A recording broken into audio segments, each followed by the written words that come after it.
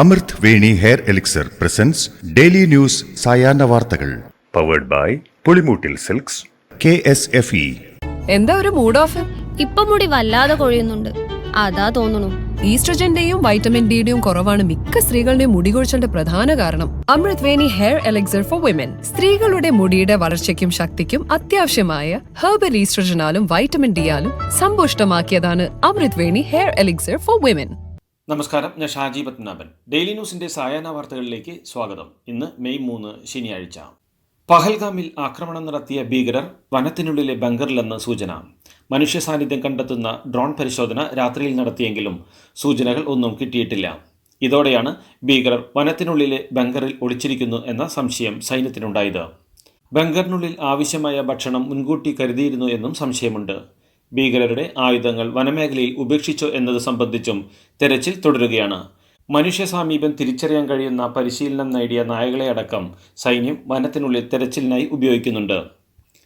പാകിസ്ഥാനിൽ നിന്നുള്ള ഇറക്കുമതി തടഞ്ഞ് ഇന്ത്യ. പഹൽഗാം ഭീകരാക്രമണത്തെ തുടർന്ന് രാജ്യത്തിന്റെ സുരക്ഷയെ കൂടി കണക്കിലെടുത്താണ് തീരുമാനമെന്ന് കേന്ദ്ര സർക്കാർ വ്യക്തമാക്കി. പാകിസ്ഥാനിൽ നിന്നുള്ള ഉൽപ്പന്നങ്ങൾ രാജ്യത്തേക്ക് ഇറക്കുമതി ചെയ്യുന്നതും പാകിസ്ഥാൻ വഴി ഉൽപ്പന്നങ്ങൾ ഇറക്കുമതി ചെയ്യുന്നതും ഇന്ത്യ വഴി പാക് ഉൽപ്പന്നങ്ങൾ മറ്റ് രാജ്യങ്ങളിലേക്ക് കൊണ്ടുപോകുന്നതും നിരോധിച്ചിട്ടുണ്ട്. ഭീകരവാദ പ്രവർത്തനത്തിൽ നടത്തുന്ന ഇടപെടലുകൾ തടയാൻ പാകിസ്ഥാനെ ഗ്രേ പട്ടികയിൽ ഉൾപ്പെടുത്താൻ ഇന്ത്യ നീക്കം തുടങ്ങി. 2018 മുതൽ 2022 വരെ പാകിസ്ഥാൻ ഈ പട്ടികയിലായിരുന്നു. പാരീസ് ആസ്ഥാനമായ ആഗോള സാമ്പത്തിക കുറ്റകൃത്യ നിരീക്ഷക സംഘടനയായ ഫിനാൻഷ്യൽ ആക്ഷൻ ടാസ്ക് ഫോഴ്സിന്റെ ഗ്രേ പട്ടികയിൽ ഉൾപ്പെട്ടാൽ പാകിസ്ഥാന്റെ വിദേശ നിക്ഷേപത്തെയും രാജ്യാന്തര ഇടപാടുകളെയുമെല്ലാം ബാധിക്കും. പാക് അധീന കാശ്മീരിലെ ജനങ്ങൾക്ക് യുദ്ധസാഹചര്യം നേരിടാൻ പാകിസ്ഥാൻ സൈന്യം പരിശീലനം നൽകുന്നതായി റിപ്പോർട്ട്. ജനങ്ങളെ സ്കൂളുകളിലെ ക്യാമ്പുകളിലേക്ക് മാറ്റിയാണ് പരിശീലനം നൽകുന്നത്. അതിനിടെ കരയിൽ നിന്ന് കരയിലേക്ക് തൊടുക്കാവുന്ന ബാലിസ്റ്റിക് മിസൈൽ പരീക്ഷണത്തിന് പാകിസ്ഥാൻ തയ്യാറെടുക്കുന്നതായും കേന്ദ്ര സർക്കാരിന് വിവരം ലഭിച്ചു. കോഴിക്കോട് മെഡിക്കൽ കോളേജിലെ അത്യാഹിത വിഭാഗത്തിൽ പുക പടർന്നതിന് പിന്നാലെ 5 രോഗികൾ മരിച്ച സംഭവത്തിൽ കോഴിക്കോട് മെഡിക്കൽ കോളേജ് പോലീസ് കേസെടുത്തു. ഗോപാലൻ, ഗംഗാധരൻ, സുരേന്ദ്രൻ, ഗംഗ, നസീറ എന്നിവരുടെ മരണവുമായി ബന്ധപ്പെട്ട് അസ്വാഭാവിക മരണത്തിനാണ് കേസെടുത്തത്. 5 പേരും പുക ശ്വസിച്ചും ശ്വാസം കിട്ടാതെയും മരിച്ചുവെന്ന് ആരോപണം ഉയർന്ന പശ്ചാത്തലത്തിലാണ് നടപടി. കോഴിക്കോട് മെഡിക്കൽ കോളേജിൽ തീപിടുത്തമുണ്ടായതിൽ വിദഗ്ധ സമിതിയുടെ അന്വേഷണം ആവശ്യപ്പെട്ട് T Siddique MLA. Fire station സ്ഥാപിക്കുന്നതിലും സുരക്ഷാ ഉദ്യോഗസ്ഥരെ നിയമിക്കുന്നതിലും പിഴവ് വന്നിട്ടുണ്ടെന്നും കാഷ്വാലിറ്റിയിൽ അടിയന്തര രക്ഷാ സംവിധാനം ഉണ്ടായിരുന്നില്ലെന്നും ഇത്തരം വീഴ്ചകളെ തുടർന്നാണ് രോഗികളുടെ മരണം എന്നും അദ്ദേഹം പറഞ്ഞു. കോഴിക്കോട് മെഡിക്കൽ കോളേജിൽ അത്യാഹിത വിഭാഗത്തിലുണ്ടായ ദാരുണമായ ദുരന്തത്തിന് കാരണം സർക്കാരിന്റെ പിടിപ്പുകേടെന്ന് BJP നേതാവ് K. സുരേന്ദ്രൻ. സർക്കാരിന്റെ തികഞ്ഞ അലംഭാവവും കുറ്റകരമായ അനാസ്ഥയുമാണ് മരണസംഖ്യ ഉയരാൻ കാരണമെന്നും ഇത് ആരോഗ്യവകുപ്പിന്റെ ഗുരുതര വീഴ്ചയാണെന്നും സുരേന്ദ്രൻ മാധ്യമങ്ങളോട് പറഞ്ഞു.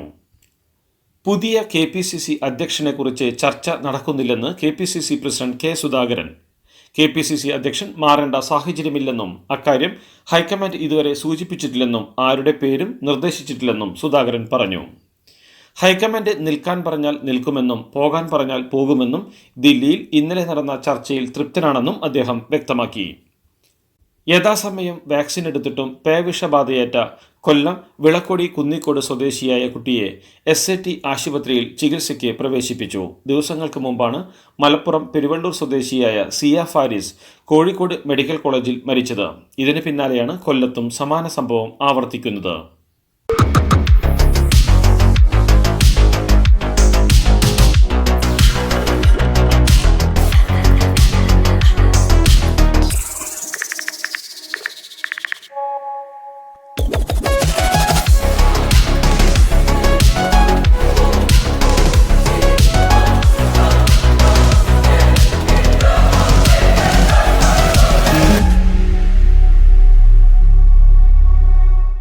വിഴിഞ്ഞം തുറമുഖം കമ്മീഷനിങ്ങിൽ ഔദ്യോഗിക പ്രഭാഷകരിലാരും ഉമ്മൻചാണ്ടിയുടെ പേര് പോലും പരാമർശിച്ചില്ലെന്നും ഇതിൽ ലജ്ജിക്കുന്നുവെന്നും ഡോക്ടർ ശശി തരൂർ MP.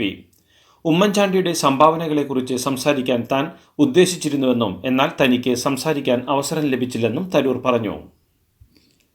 മുഹമ്മദ് റിയാസിനെ പരോക്ഷമായി പരിഹസിച്ചുകൊണ്ട് BJP സംസ്ഥാന പ്രസിഡന്റ് രാജീവ് ചന്ദ്രശേഖർ. താൻ നേരത്തെ വേദിയിലെത്തിയത് പ്രവർത്തകരെ കാണാനാണെന്നും അതിൽ കമ്മ്യൂണിസ്റ്റ് രാജവംശത്തിലെ മരുമകനെ പ്രശ്നമുണ്ടെങ്കിൽ ഡോക്ടറെ കാണട്ടെ എന്നായിരുന്നു രാജീവ് ചന്ദ്രശേഖറിന്റെ പരിഹാസം. എത്ര വേണമെങ്കിലും ട്രോളിക്കോളൂ എന്നും ഈ ട്രെയിൻ വിട്ടുകഴിഞ്ഞുവെന്നും മരുമകനെ വേണമെങ്കിൽ ഈ ട്രെയിനിൽ കയറാമെന്നും രാജീവ് ചന്ദ്രശേഖർ കൂട്ടിച്ചേർത്തു.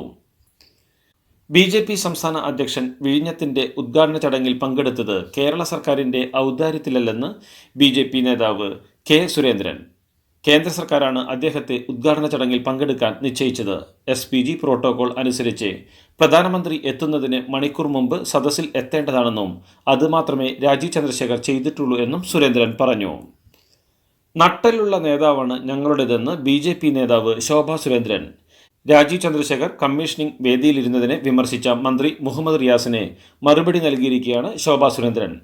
കാര്യങ്ങൾ പറയുന്നത് പോലെ പറയാൻ അറിയുന്ന നേതാവാണെന്നും അദ്ദേഹം പ്രസംഗിക്കാൻ വന്നതല്ലെന്നും പ്രവർത്തിക്കാൻ വന്നതാണെന്നും തീരുമാനിക്കേണ്ടവർ തീരുമാനിച്ചതുകൊണ്ടാണ് അദ്ദേഹം വേദിയിലിരുന്നത് എന്നും ശോഭാ സുരേന്ദ്രൻ പറഞ്ഞു.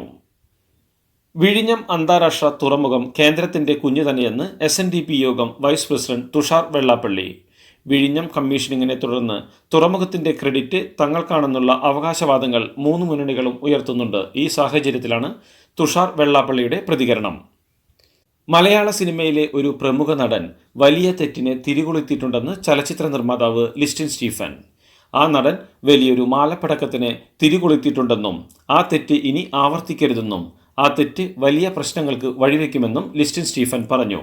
താരം ഏതാണെന്ന് വ്യക്തമാക്കാതെയുള്ള ലിസ്റ്റിൻ സ്റ്റീഫന്റെ വിമർശനം ഏറെ വിവാദമായിരിക്കുകയാണ്. മലയാള സിനിമയിലെ നടന്മാരെയാകെ സംശയത്തിന്റെ നിഴലിൽ നിർത്തിക്കൊണ്ട് നിർമ്മാതാവ് ലിസ്റ്റിൻ സ്റ്റീഫൻ നടത്തിയ വിമർശനം അനുചിതവും സംഘടനാ ചട്ടങ്ങൾക്ക് വിരുദ്ധവുമാണെന്ന് നിർമ്മാതാവ് സാന്ദ്ര തോമസ് സോഷ്യൽ മീഡിയയിൽ കുറിച്ചു. ലിസ്റ്റിൻ സ്റ്റീഫനെ അടിയന്തരമായി പ്രൊഡ്യൂസേഴ്സ് അസോസിയേഷന്റെ ഭാരവാഹിത്വത്തിൽ നിന്ന് മാത്രമല്ല പ്രാഥമിക അംഗത്വത്തിൽ നിന്നും പുറത്താക്കണമെന്നും അവർ ആവശ്യപ്പെട്ടു. ഇന്ന് ലോക മാധ്യമ സ്വാതന്ത്ര്യദിനം. ജനാധിപത്യത്തിൻ്റെയും മനുഷ്യാവകാശങ്ങളുടെയും സംരക്ഷകരെന്ന നിലയിൽ മാധ്യമ സ്വാതന്ത്ര്യം ഊട്ടിയുറപ്പിക്കേണ്ടതിൻ്റെ ആവശ്യകത സർക്കാരിനെയും സമൂഹത്തെയും ഓർമ്മിപ്പിക്കുന്ന ദിനം കൂടിയാണിത്. മാധ്യമ സ്വാതന്ത്ര്യത്തിൽ ലോകത്ത് 151 സ്ഥാനത്താണ് ഇന്ത്യ. പാലക്കാട് മലമ്പുഴയിൽ ട്രെയിൻ തട്ടി 9 പശുക്കൾ ചത്തു. മലമ്പുഴ കാഞ്ഞിരക്കടവിലാണ് ദാരുണമായ സംഭവം ഉണ്ടായത്. ഇന്നലെ രാത്രി 12:30ഓടെയാണ് സംഭവം. Himsagar express, Kochuveli Yesvantpur express, Chennai Thiruvananthapuram mail എന്നീ ട്രെയിനുകളാണ് ഇടിച്ചത്. ഓഫീസ് സമയം കഴിഞ്ഞാലും അവധി ദിനമാണെങ്കിലും പണത്തിന് ആവശ്യമെങ്കിൽ മൊബൈൽ ആപ്പ് വഴി ഉടനടി അക്കൗണ്ടിലെത്തും. അതാണ് KSFE smart gold over draft. ഏത് ശാഖയിലും സ്വർണം വയ്ക്കൂ. മൊബൈൽ ആപ്പ് വഴി എപ്പോഴും എവിടെ വച്ചും പണം പിൻവലിക്കൂ. പരമാവധി 50 ലക്ഷം രൂപ വരെ. അതിവേഗ പ്രോസസിംഗ്, 24/7 സേവനം. ഇനി ആവശ്യങ്ങൾക്ക് അവധി കൊടുക്കേണ്ട, സമയവും നോക്കേണ്ട. KSFE smart gold over draft. Digitally super charge your gold. കള്ളപ്പണം വെളുപ്പിച്ച കേസിൽ ഇന്ത്യൻ വ്യവസായിക്ക് ദുബൈയിൽ 5 വർഷത്തെ തടവ് ശിക്ഷ വിധിച്ച് ക്രിമിനൽ കോടതി. അബുസബ എന്നറിയപ്പെടുന്ന വ്യവസായി ബൽവീന്ദർ സിംഗ് സാനിയെയാണ് കോടതി ശിക്ഷിച്ചത്. ഷെൽ കമ്പനികളും സംശയകരമായ സാമ്പത്തിക ഇടപാടുകളും നടത്തിയ പ്രതികൾ കള്ളപ്പണം വെളുപ്പിക്കൽ ശൃംഖല പ്രവർത്തിപ്പിച്ചിരുന്നതായി കോടതി നിരീക്ഷിച്ചു. പഹൽഗാം ഭീകരാക്രമണത്തിന് തിരിച്ചടിയായി ഇന്ത്യ പാകിസ്ഥാനെ ആക്രമിച്ചാൽ ഇന്ത്യയുടെ 7 വടക്കുകിഴക്കൻ സംസ്ഥാനങ്ങളിൽ ബംഗ്ലാദേശ് അധിനിവേശം നടത്തണമെന്ന വിവാദ പ്രസ്താവനയുമായി വിരമിച്ച major general ALM Fazlur Rahman ഇതിനായി ചൈനയുടെ സഹായം കൂടി ആവശ്യപ്പെടണമെന്നാണ് സമൂഹമാധ്യമത്തിൽ കുറിച്ചത്. ബംഗ്ലാദേശ് റൈഫിൾസ് മുൻ തലവനാണ് ഫസ്ലൂർ റഹ്മാൻ. ബാംഗ്ലൂരുവിലെ സുഹാസ് ഷെട്ടിയുടെ കൊലപാതകം കൊട്ടേഷൻ സംഘങ്ങൾ തമ്മിലുള്ള കുടിപ്പകയുടെ ഭാഗമായുള്ള പകരം വീട്ടലെന്ന് പോലീസ്. 2023 സഫ്വാൻ എന്നയാളെ സുഹാസ് ഷെട്ടിയുടെ സുഹൃത്ത് പ്രശാന്ത് ആക്രമിച്ചിരുന്നു. ഇതിലുള്ള പകയാണ് കൊലപാതകത്തിലേക്ക് നയിച്ചതെന്നാണ് പോലീസ് പറയുന്നത്. സുഹാസ് ഷെട്ടിയുടെ കൊലപാതകത്തിന് പിന്നിൽ കൊട്ടേഷൻ സംഘങ്ങൾ തമ്മിലുള്ള കുടിപ്പകയെന്ന കണ്ടെത്തലിന്റെ അടിസ്ഥാനത്തിൽ 8 പേരെ അറസ്റ്റ് ചെയ്തിട്ടുണ്ട്. ആന്റി കമ്മ്യൂണൽ ടാസ്ക് ഫോഴ്സ് എന്ന പേരിൽ വർഗീയ വിരുദ്ധ സേന രൂപീകരിക്കാൻ തീരുമാനിച്ച് കർണാടക സർക്കാർ. വർഗീയ കലാപങ്ങൾക്ക് വഴിവെക്കുന്ന സംഭവങ്ങൾ തടയാനാണ് സർക്കാർ ഇത്തരം ഒരു തീരുമാനം കൈക്കൊണ്ടത്. മലയാളിയായ അഷ്റഫിനെ ആൾക്കൂട്ടം മർദ്ദിച്ചു കൊന്നതിൻ്റെയും സുഹാസ് ഷെട്ടിയുടെ കൊലപാതകത്തിൻ്റെയും പശ്ചാത്തലത്തിലാണ് തീരുമാനം. ഗോവയിലെ ഷിർഗാവോ ദേവീക്ഷേത്രത്തിൽ ശ്രീ ലൈറായ് സത്രയ്ക്കിടെയുണ്ടായ തിക്കിലും തിരക്കിലും പെട്ട് 7 പേർക്ക് ദാരുണാന്ത്യം. 50-ലധികം പേർക്ക് പരിക്കേറ്റു. പരിക്കേറ്റവരെ ഗോവ മെഡിക്കൽ കോളേജിലും മാപ്പുസയിലെ നോർത്ത് ഗോവ ജില്ലാ ആശുപത്രിയിലും ചികിത്സയ്ക്കായി പ്രവേശിപ്പിച്ചതായി ദേശീയ മാധ്യമങ്ങൾ റിപ്പോർട്ട് ചെയ്തു. ഹജ്ജ് പെർമിറ്റില്ലാതെ മക്കയിലേക്ക് കടന്നാൽ 20,000 റിയാൽ പിഴ ചുമത്തുമെന്ന് സൗദി ആഭ്യന്തര മന്ത്രാലയം മുന്നറിയിപ്പ് നൽകി. അനുമതി പത്രമില്ലാതെ ഹജ്ജ് പാടില്ല എന്ന ക്യാമ്പയിൻ്റെ ഭാഗമായാണ് നടപടി. ഏതുതരം സന്ദർശന വിസകളിൽ രാജ്യത്ത് എത്തിയവരായാലും ഹജ്ജ് അനുമതി പത്രമില്ലാതെ മക്കയിലേക്കും പുണ്യസ്ഥലങ്ങളിലേക്കും പ്രവേശിക്കുന്നത് കുറ്റകരമാണ്. ലിയോണൽ മെസ്സിയും അർജന്റീന ടീമും ഈ വർഷം കേരളത്തിലേക്ക് വരുന്ന കാര്യത്തിൽ വീണ്ടും അനിശ്ചിതത്വം. മെസ്സിയും ടീമും ഏഷ്യയിൽ വരുമെങ്കിലും ചൈനയിലും ഖത്തറിലും ആയിരിക്കും മത്സരങ്ങൾ എന്നാണ് അർജന്റീനയിലെ മാധ്യമങ്ങൾ പുതുതായി റിപ്പോർട്ട് ചെയ്യുന്നത്. ഇതോടുകൂടി ഡെയിലി ന്യൂസിൻ്റെ ഇന്നത്തെ സായാഹ്ന വാർത്തകൾ സമാപിക്കുന്നു. ഡെയിലി ന്യൂസിന് വേണ്ടി വാർത്തകൾ വായിച്ചത് ഷാജി പത്മനാഭൻ. DailyNewsLive.in വാർത്തകൾ വിരൽ തുമ്പിൽ.